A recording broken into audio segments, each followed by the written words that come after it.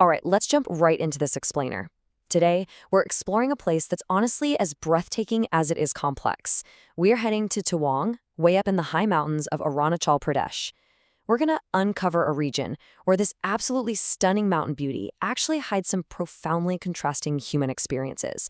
I mean, we're talking about everything from bustling, ancient spiritual centers to some of the most incredibly isolated ways of living you could ever imagine. Tawang is without a doubt a place of extreme contrasts. You know, the source material perfectly captures the vibe of this region with a really beautiful thought. It says, some places are remembered for their beauty, and some for their stories. And it's so true. When you're standing there looking at the clouds just endlessly rolling through the mountains in a place where nobody seems to be in a rush, it is super easy to just get lost in the view. But as we're going to see as we go through this explainer, the true magic of Tawang, it actually lies in the deeply personal, often totally hidden stories of the people who call these peaks their home. What's truly profound to think about here is the historical shift. This region, well, it wasn't always this serene paradise. The source highlights a really difficult, turbulent period during the 1962 Indo-China War. Decades ago, these exact same mountains were literally echoing with the devastating sounds of gunfire. But look at modern Tawang today. It's experienced a totally remarkable transformation. That gunfire? It's been entirely replaced by the peaceful, rhythmic chanting of Buddhist mantras. Serenity has absolutely returned to the mountains. Section 1. Choosing the monk's life. We're going to start with the deeply communal, peaceful existence you find inside Tawang's monasteries. These places form the absolute spiritual backbone of the whole region. And before you even step foot inside the prayer halls, the sensory experience just pulls you in. The source details how, as you walk up to a monastery, you're immediately greeted by locals continuously circling the perimeter. They've got these garlands in their hands, their lips are just constantly moving in silent Buddhist mantras. It really feels like everyone in the town is uniquely connected to the space. And then inside, the monks are just deeply engrossed in their books, reciting their prayers. So how does someone actually end up in this life of devotion? The source shares this super fascinating personal story of a young monk who arrived when he was just 9 years old. And actually, it wasn't even his own realization at that age. It was his parents' wish for him to become a monk. Now, naturally, for the first few months, a 9-year-old kid is going to deeply miss his home and his parents, right? Everything is completely foreign. But then, years later, this beautiful shift happens. This massive, sprawling monastery slowly transforms into his permanent home. It becomes his place of study, his center for prayer, and most importantly, his community. He literally grew up there, surrounded by his fellow monks. Section 2. Isolation. The Brukba herders. Okay, so from that bustling, deeply connected community of the monastery, we're pivoting sharply to a life lived entirely off the grid. Let me ask you, could you live entirely alone in the mountains? Seriously, take a second to reflect on your own fast-paced, modern, hyper-connected city life. Now imagine stripping literally all of that away.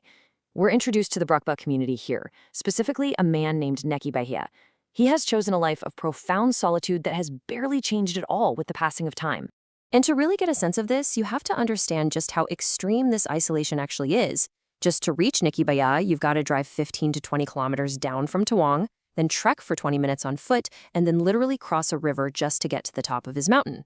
There are 0 roads up there, 0 electricity. To stay connected to the outside world, his only lifeline is a tiny, solar-powered radio for songs and news. But here's the catch. Because the thick monsoon clouds block the sun for days, his radio is currently completely dead.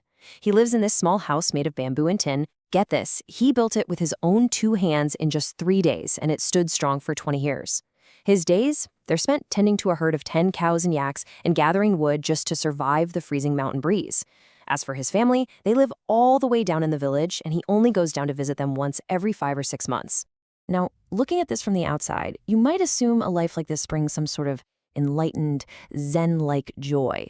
But when Neki Bahia was asked directly if he was happy living this incredibly isolated life, well, he gave a very poignant response.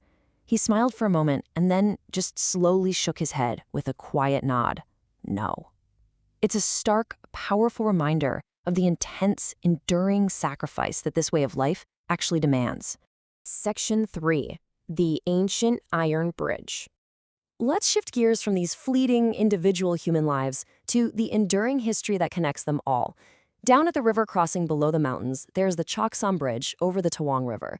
And to put its age into perspective, It is 600 to 700 years old. Yeah, you heard that right. This isn't just a walking path, it's a monumental piece of Tawang's history. It's this ancient marvel of engineering, and locals are literally still actively using it to cross the river today. And looking at how it was built brilliantly illustrates the sheer ingenuity of the people who created it centuries ago. It's basically a three-step masterpiece. First, they laid bamboo across the top to create the actual walking path.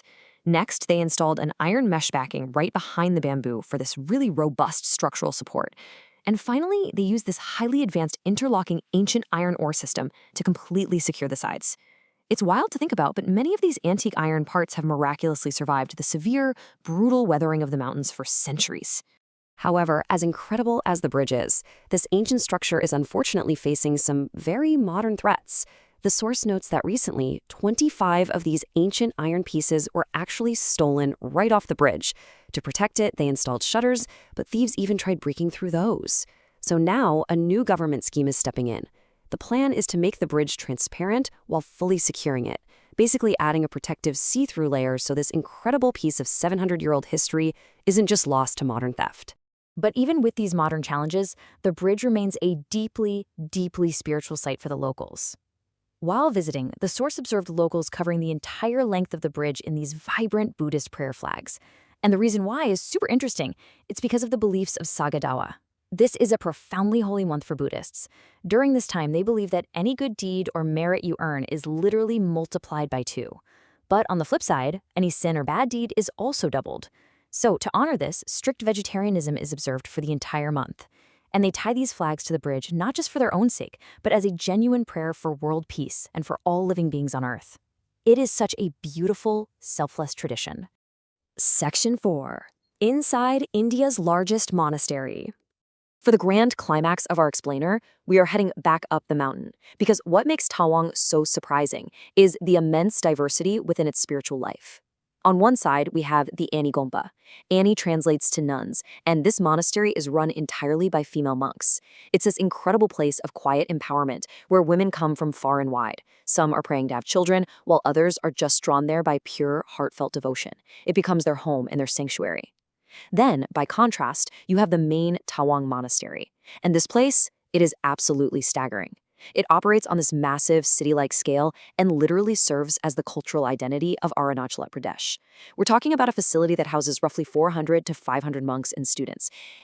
Once you're inside that main Tawang Monastery, you realize it's not just a single building. It truly is a well-planned spiritual city. The energy there is just incredibly vibrant. The source describes walking through these long connected streets, navigating countless sets of stairs that somehow make moving around this massive complex surprisingly easy. You got monks steep in prayer, you've got children running freely through the corridors, and all of these pathways eventually converge right on the main prayer hall, which houses this massive, absolutely breathtaking statue of Lord Buddha. It's a living, breathing city dedicated entirely to spiritual learning. Which brings us to our final and perhaps most important question to leave you with today. We've explored some incredible extremes together. On one hand, you have the deeply structured communal peace and the lifelong brotherhood of those massive monasteries. And on the other hand, you have the incredibly harsh, silent, and beautifully solitary reality of the mountain herders like Nikipaya, living completely off the grid. So I'll leave you with this. If you had to step into one of these realities, which of Tawang's hidden lives would change you the most?